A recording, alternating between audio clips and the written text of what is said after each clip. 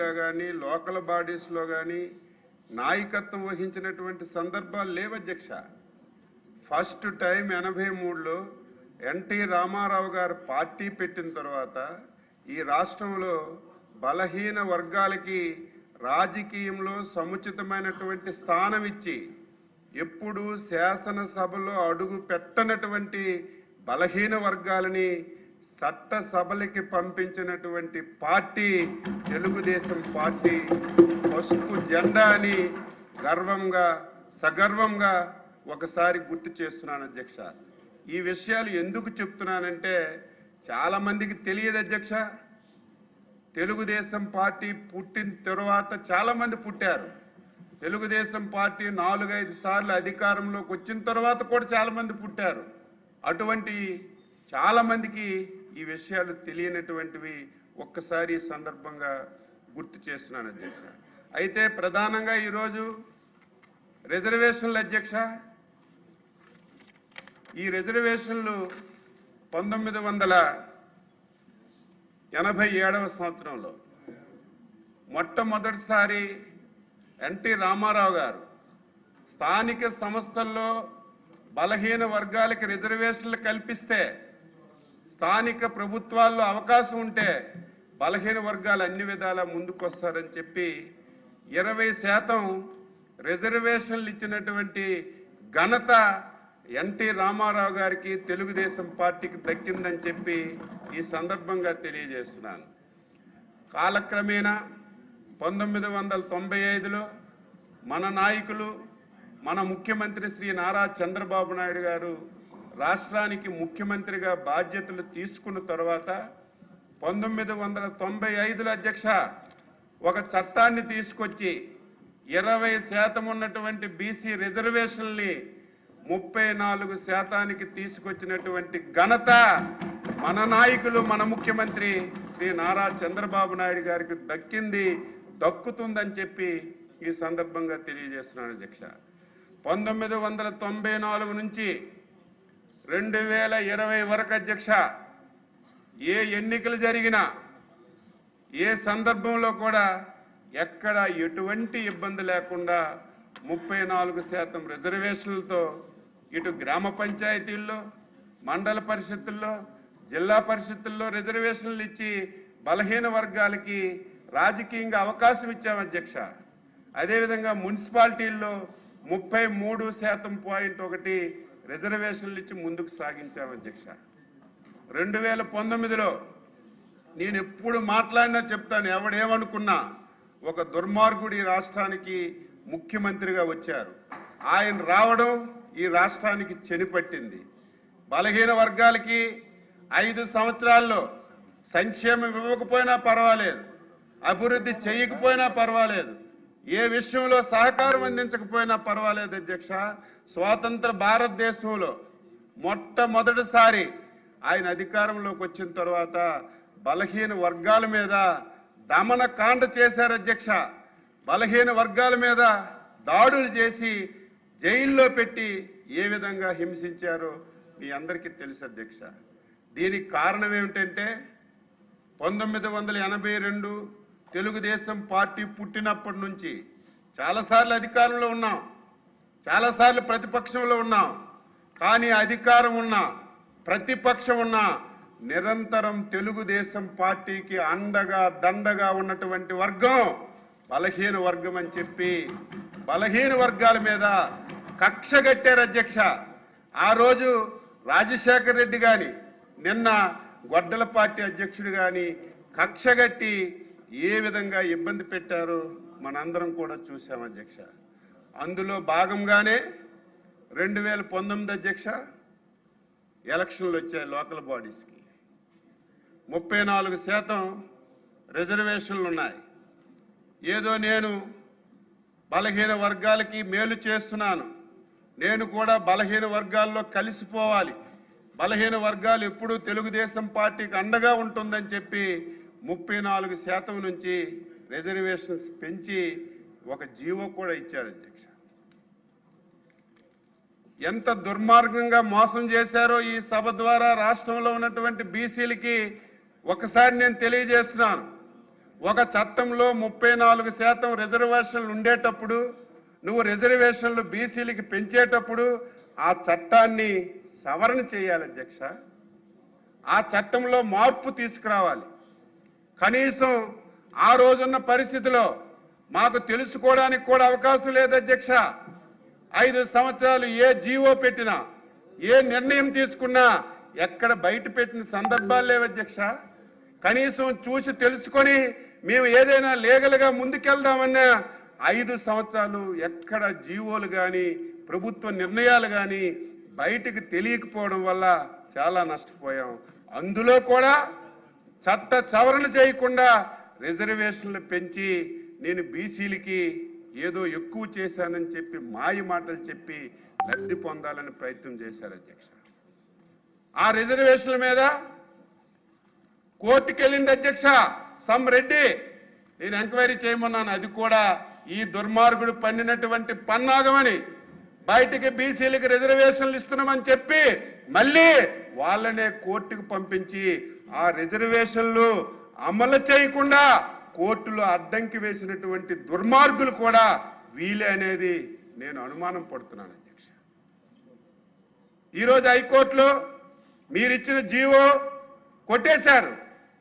బాధ్యత గల ప్రభుత్వం అయితే బీసీల పట్ల మీకు ఏమైనా ప్రేమ అభిమానం ఉంటే వెంటనే సుప్రీంకోర్టుకి వెళ్ళి మంచి లాయర్లను పెట్టి వాదన చేసి చివరి నిమిషం వరకు రిజర్వేషన్లు అమలు చేయడానికి ప్రయత్నం చేయాలి అధ్యక్ష. ఆదరాబాదరాగా హైకోర్టులో ఎప్పుడైతే వ్యతిరేకం వచ్చిందో సుప్రీంకోర్టు 50% రిజర్వేషన్లు ఇవ్వడానికి వీలు లేదని ఒక్క పదాన్ని తీసుకొని ఎస్సీ ఎస్టీలకి మిగిలినటువంటి 24%తో ఆదరాబాదరగా ఎలక్షన్లకు వెళ్ళి బీసీలకి ఎంత అన్యాయం చేశారు అధ్యక్ష. ఎన్ని పదవులు పోయాయి, సర్పంచుల్లో పదవులు పోయాయి, ఎంపీపీల్లో పోయాయి, బీసీల్లో పోయాయి, మేయర్లో మొత్తం పదవులన్నీ కూడా పోయాయి అధ్యక్ష. మేము మాటిచ్చాం. అందులో మా యువ నాయకుడు నారా లోకేష్ బాబు గారు యువగలం పాదయాత్రలో నేను కూడా అధ్యక్షుడిగా చాలా ప్రాంతాలకు వెళ్ళాం. ఎక్కడ మైకు దొరికినా ఎక్కడ బలహీన వర్గాలు వచ్చినా బీసీలకు అన్యాయం జరిగింది. రేపు ఎన్డీఏ అధికారంలోకి వస్తే 6 నీరైనా మేము మళ్ళీ పాత రిజర్వేషన్లు తీసుకొచ్చి ఈ రాష్ట్రంలో బలహీన వర్గాలకి న్యాయం చేస్తామని ఆ రోజు యువ నాయకులు కానీ పవన్ కళ్యాణ్ గారు కానీ ముఖ్యంగా నాయకత్వం వహిస్తున్నటువంటి మన ముఖ్యమంత్రి చంద్రబాబు నాయుడు గారు కూడా బలహీన వర్గాలకి ఒక మనోధైర్యాన్ని ఇచ్చారు అధ్యక్ష. ఎలక్షన్ మేనిఫెస్టోలో ఒకటి పెట్టాం, కానీ ఇది సాధించగలమా, ఏం చేయగలమని చెప్పి చాలా ఆందోళన చెందాం అధ్యక్ష. ఈలోగా సుప్రీంకోర్టు ఒక గైడ్లైన్స్ ఇచ్చింది, యాక్ట్ సబ్ కమిషన్ వేయమని చెప్పి. బీసీల యొక్క పాపులేషన్ తెలుసుకోమన్నారు. అదంతా ఒక పక్క జరుగుతుంది అధ్యక్ష. ఈలోగా స్థానిక సంస్థల ఎన్నికలు వచ్చాయి. ఇప్పటికే సర్పంచుల పదవీ కాలం అయిపోయింది. కార్పొరేషన్ మేయర్లు మున్సిపల్ చైర్మన్స్ పదవీ కాలం అయిపోయింది. రేపు సెప్టెంబర్ 29న మండలాలు జిల్లా పరిషత్తులు పదవీ కాలం కూడా అయిపోతుంది అధ్యక్ష. ఈరోజు సకాలంలో నిర్ణయం తీసుకొని సకాలంలో ఎన్నికలు పెట్టకపోతే కేంద్ర ప్రభుత్వం ఇచ్చినటువంటి ఫైనాన్స్ గ్రాంట్స్ వేల కోట్ల రూపాయలు ఈ రాష్ట్రానికి నష్టం జరుగుతుంది అధ్యక్ష. అందుకే ముఖ్యమంత్రి గారు ఈరోజు కేబినెట్ సమావేశం ప్రత్యేకంగా పెట్టి ఒక చారిత్రాత్మకమైనటువంటి నిర్ణయం తీసుకున్నారు. ఏదైతే 1994 చట్టంలో 34% స్థానిక సంస్థల్లో పంచాయతీరాజ్లో రిజర్వేషన్లు ఇవ్వాలని, అదేవిధంగా మున్సిపాలిటీలో 33% ఒక పాయింట్ రిజర్వేషన్లు ఇచ్చి ఎలక్షన్లకు వెళ్ళాలని ఒక చారిత్రాత్మకమైనటువంటి నిర్ణయం తీసుకున్నారని చెప్పి ఈ సందర్భంగా తెలియజేస్తున్నాను. ఈ నిర్ణయం ఎవరు ఊహించలేదు, ఎవరు అనుకోలేదు. మళ్ళీ బలహీన వర్గాలకి ఈ రిజర్వేషన్స్ వచ్చి రేపు మాకు ఇన్ని పదవులు వస్తాయని ఎవరు కూడా ఊహించలేదు అధ్యక్ష. ఈరోజు ముఖ్యమంత్రి గారు ఆ నిర్ణయం తీసుకోవడం చాలా ఆనందంగా ఉంది, చాలా సంతోషంగా ఉంది. నిర్ణయం తీసుకోవడమే కాదు, రేపెట్టి పరిస్థితిలో అక్టోబర్ నెలలోపే ఎన్నికలన్నీ కూడా పూర్తి చేసి మళ్ళీ స్థానికంగా ఈరోజు బీసీలకు అధికారం ఇచ్చే కార్యక్రమం తీసుకోవడం చాలా సంతోషం అని చెప్పి ఈ సందర్భంగా తెలియజేస్తున్నాను. దీంతో పాటుగా ఈ రాష్ట్రం అధ్యక్ష అడ్డగోలుగా జిల్లాలు విడదీశారు, 26 జిల్లాలు చేశారు, పాతగా 13 జిల్లా పరిషత్తులు చేశారు. ఆ ఊర్లో ఉన్నవాడు ఈ జిల్లా పరిషత్తుకి రావాలంటే కష్టం. ఈ జిల్లా పరిషత్ మీటింగ్కి వస్తే అధికారులందరూ ఇంకొక జిల్లాలో ఉన్నారు. కనీసం ఇంకిత జ్ఞానం ఆలోచన లేకుండా ఇష్టానుసారం చేశారు అధ్యక్ష. మేమందరం చెప్పాం. ఉదాహరణకి ఈరోజు పార్వతీపురం జిల్లా ఉంది, పాలకొండ నియోజకవర్గం ఉంది. జిల్లా పార్వతీపురం జిల్లా పరిషత్ మీటింగ్కి రావాలంటే శ్రీకాకుళం రావాలి. ఎవరైనా క్వశ్చన్ వేస్తే అధికారులు ఎక్కడ ఉన్నారంటే పార్వతీపురంలో ఉన్నారు, ఆన్సర్ చేసే వాళ్ళు లేరు. ఇటువంటి ఆలోచన చేయలేదు అధ్యక్ష. మళ్ళీ ఈరోజు మన ముఖ్యమంత్రి గారు ఆలోచన చేసి ఏవైతే ఈ రాష్ట్రంలో 28 జిల్లాలు ఉన్నాయో 28 జిల్లాలకి 28 జిల్లా పరిషత్తులు క్రియేట్ చేసినటువంటి ఘనత ఎన్డీఏ ప్రభుత్వానికి, మన ముఖ్యమంత్రి శ్రీ నారా చంద్రబాబు నాయుడు గారికి, పవన్ కళ్యాణ్ గారికి, లోకేష్ బాబు గారికి దక్కుతుందని ఈ సందర్భంగా తెలియజేస్తూ, బలహీన వర్గ సభ్యులారా ఆలోచన చేయండి. ఈ పార్టీ ఆ రోజు తెలుగుదేశం పార్టీ కానీ ఈరోజు ఎన్డీఏ కానీ బలహీన వర్గాల పునాదుల మీద పుట్టినటువంటి పార్టీలు.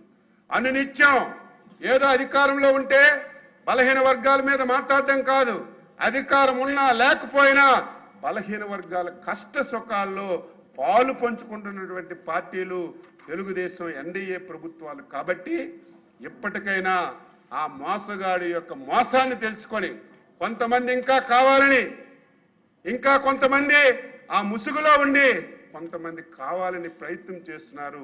ఎప్పటికైనా ఇది మన సొంత ఇల్లు, మన సొంత పార్టీ తెలుగుదేశం ఎన్డీఏ. కాబట్టి రేపు ఎన్నికల్లో ఈ నిర్ణయానికి మీరందరూ స్వాగతించి ఈ రాష్ట్రంలో అన్ని మున్సిపాలిటీలు, అన్ని జిల్లా పరిషత్తులు, అన్ని కార్పొరేషన్లు ఎక్కడ ఏ ఎన్నిక జరిగినా ఎన్డీఏ ప్రభుత్వానికి మీరు ఆశీర్వదించి గెలిపిస్తే ఈరోజు బలహీన వర్గాలకి మేము తీసుకున్నటువంటి ఈ నిర్ణయానికి ఒక అర్థం ఉంటుందని చెప్పి తెలియజేస్తూ, మరొకసారి ఒక బలహీన వర్గాల బిడ్డగా తెలుగుదేశం పార్టీలో ఇటువంటి చారిత్రాత్మకమైనటువంటి నిర్ణయం తీసుకున్నటువంటి నిర్ణయాల్లో ఒక సభ్యుడిగా ఉండి బలహీన వర్గాలకి ఈ నిర్ణయం తీసుకోవడం చాలా ఆనందంగా ఉంది.